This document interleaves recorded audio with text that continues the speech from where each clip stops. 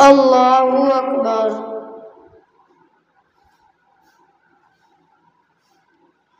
الحمد لله رب العالمين الرحمن الرحيم مالك يوم الدين إياك نعبد وإياك نستعين اهدنا الصراط المستقيم صراط الذين أنعمت عليهم غير المغضوب عليهم ولا الضالين.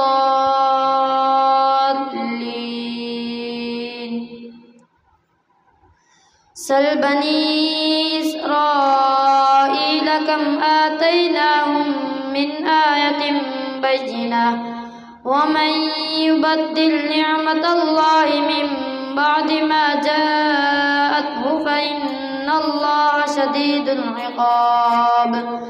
زين للذين كفروا الحياة الدنيا ويسخرون من الذين آمنوا والذين اتقوا فوقهم يوم القيامة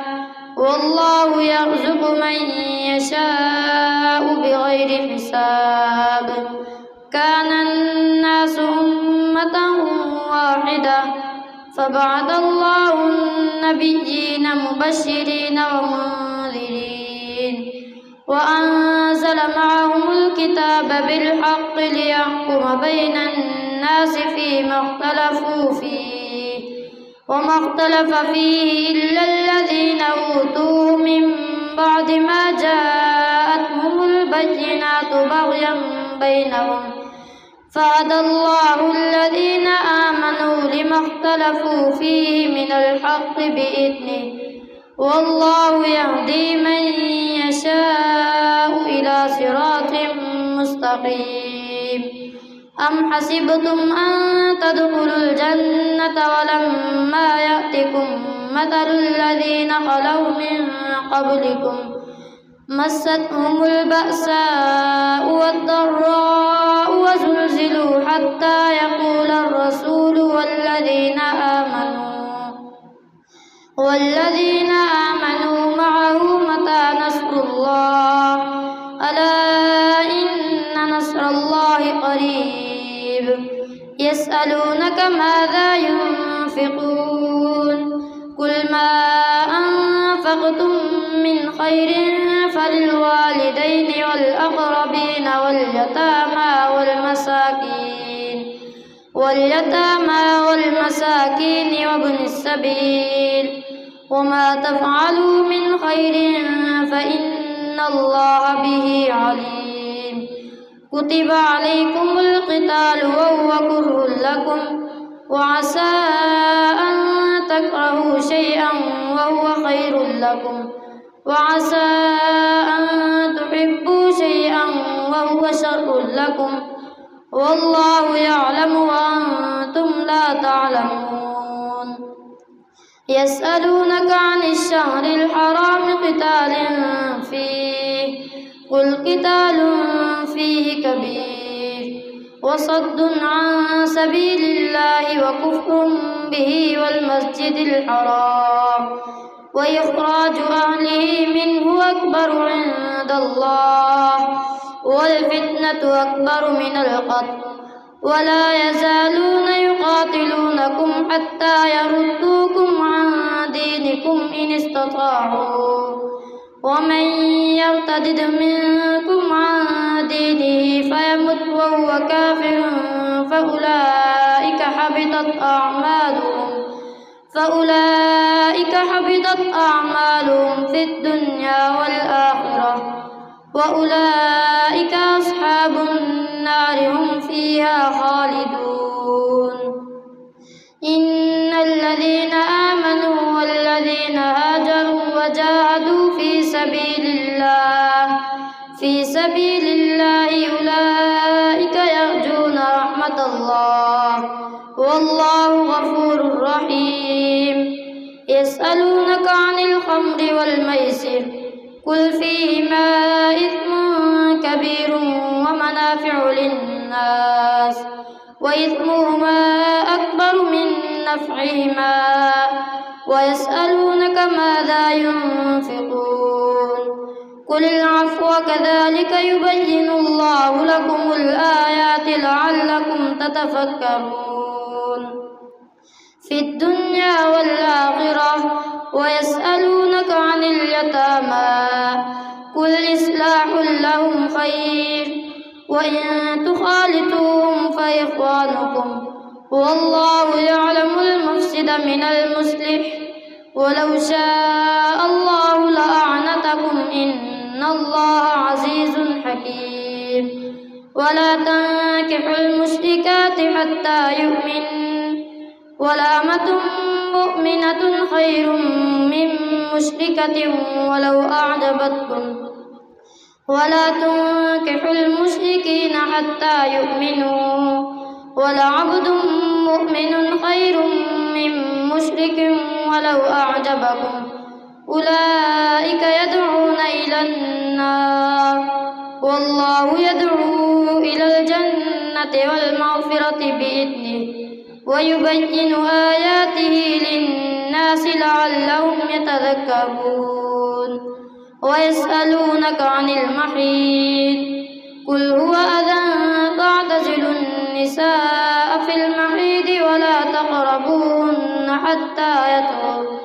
فإذا تطهرن فأتوهن من حيث أمركم الله إن الله يحب التوابين ويحب المتطهرين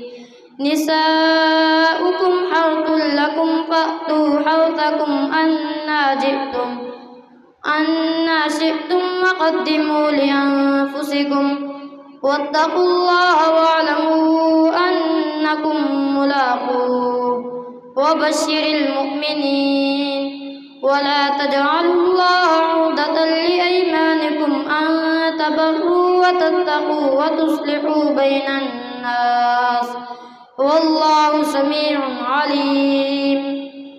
لا يؤاخذكم الله باللغو في أيمانكم ولكن يؤاخذكم بما كسبت قلوبكم والله غفور حليم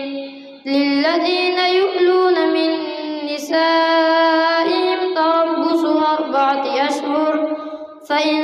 فاءوا فإن الله غفور رحيم وإن عزموا الطلاق فإن الله سميع عليم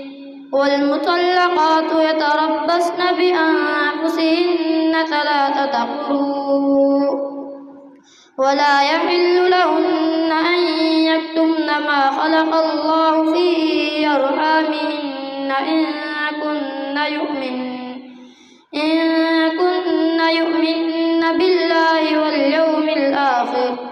وبعولتهن أحق بردهن في ذلك إن أرادوا إصلاحا ولهن عليهن بالمعروف وللرجال وبعولتهن أحق بردهن في ذلك إن أرادوا إصلاحا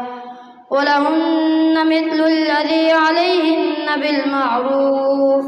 وللرجال عليهن درجة والله عزيز حكيم الطلاق 2 فإمساك بمعروف أو تسريح بإحسان ولا يحل لكم أن تأخذوا مما آتيتموهن شيئا إلا أن يخافا ألا يقيما حدود الله فإن خفتم ألا يقيما حدود الله فلا جناح عليهما فيما افتدت به تلك حدود الله فلا تعتدوها ومن يتعد حدود الله فأولئك هم الظالمون فإن طلقها فلا تحل له من بعد حتى تنكح زوجا غيره فإن طلقها فلا جناح عليهما أن يتراجعا إن ظنا أن يقيما حدود الله وتلك حدود الله يبينها ونبينها لقوم يعلمون وإذا طلقتم النساء فبلغن أجلهن فأمسكوهن بمعروف أو سرحوهن بمعروف ولا تمسكوهن ضرارا لتعتدوا ومن يفعل ذلك فقد ظلم نفسه ولا تتخذوا آيات الله هزوا واذكروا نعمة الله عليكم وما أنزل عليكم من الكتاب والحكمة يعظكم به واتقوا الله واعلموا أن الله بكل شيء عليم. الله أكبر. سمع الله لمن حمده. الله أكبر. الله أكبر. الله أكبر.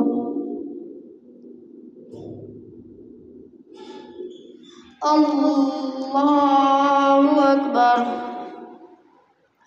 الحمد لله رب العالمين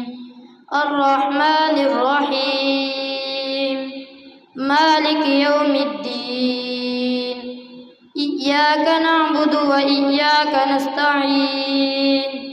اهدنا الصراط المستقيم صراط الذين أنعمت عليهم غير المغضوب عليهم ولا الضالين.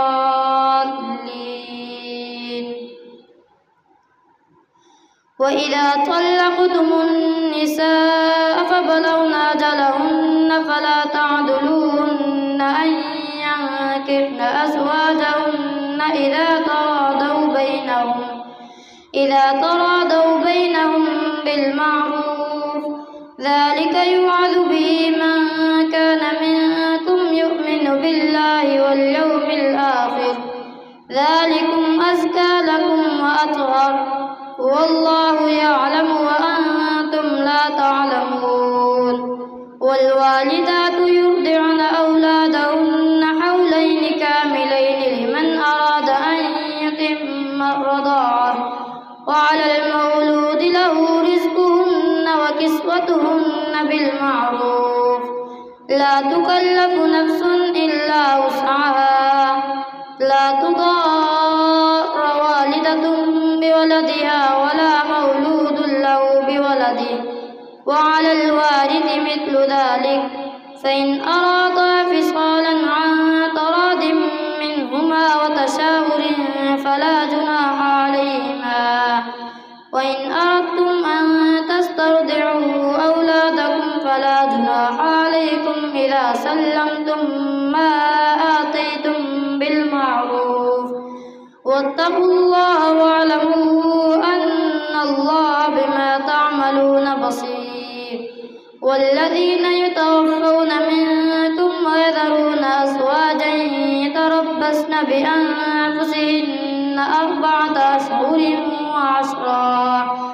فإذا بلغن أجلهن فلا جناح عليكم فيما فعلن في أنفسهن بالمعروف والله بما تعملون خبير. ولا جناح عليكم فيما عرضتم به من خطبة النساء أو أكننتم في أنفسكم علم الله أنكم ستذكرونهن ولكن لا تواعدوهن سرا إلا أن تقولوا قولا معروفا ولا تعزموا عقدة النكاح حتى يبلغ الكتاب أجله واعلموا أن الله يعلم ما في أنفسكم فاحذروه واعلموا أن الله غفور حليم. لا جناح عليكم إن طلقتم النساء ما لم تمسوهن أو تفرضوا لهن فريضة ومتعوهن على الموسع قدره وعلى المقتر متاعا بالمعروف حقا على المحسنين وإن طلقتموهن من قبل أن تمسوهن وقد فرضتم لهن فريضة فنصف ما فرضتم إلا أن يعفون أو يعفو الذي بيده عقدة النكاح وأن تعفوا أقرب للتقوى ولا تنسوا الفضل بينكم إن الله بما تعملون بصير حافظوا على الصلوات والصلاة الوسطى وقوموا لله قانتين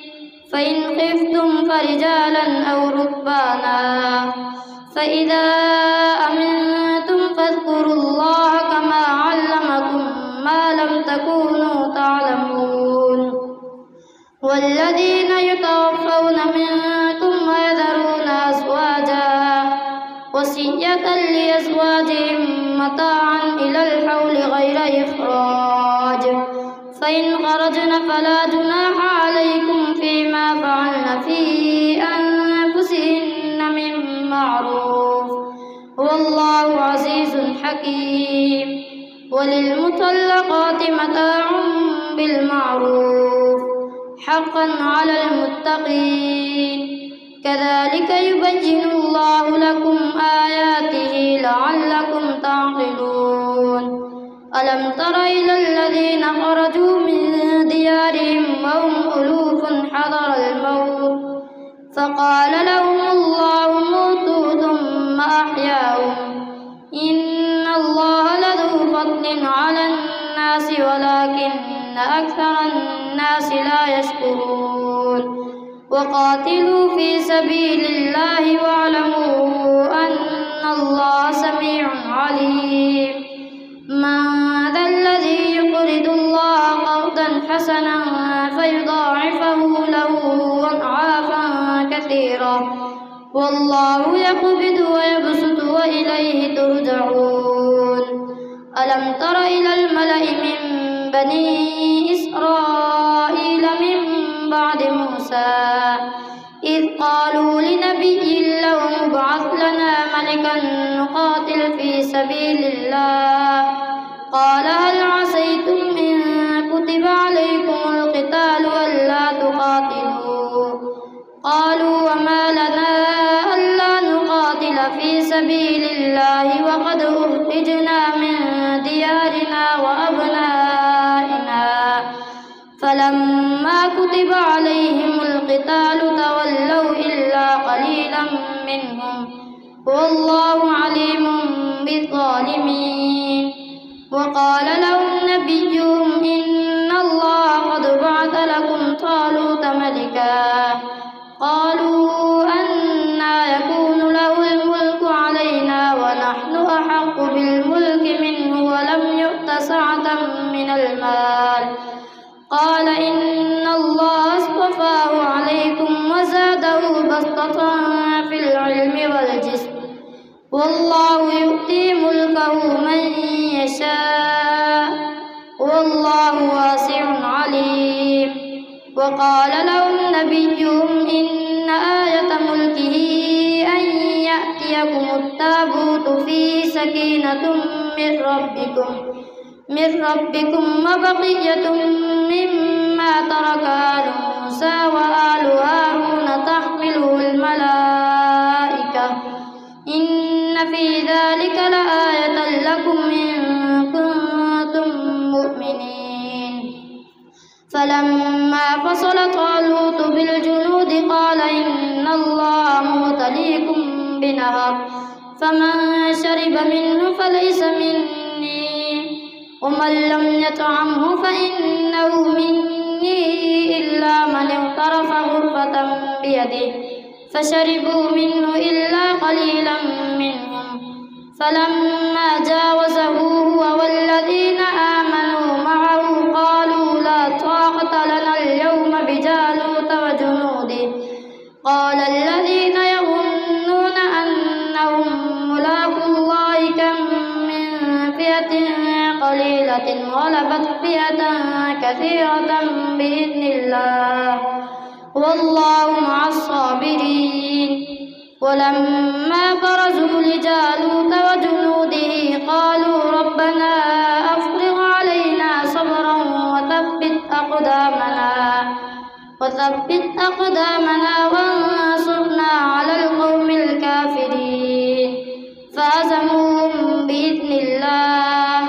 وقتل داود جالوت وآتاه الله الملك والحكمة وعلمه مما يشاء. ولولا دفع الله الناس بعدهم ببعض لفسدت الأرض ولكن الله ذو فضل على العالمين. تلك آيات الله نتلوها عليك بالحق وإنك لمن المرسلين. الله أكبر.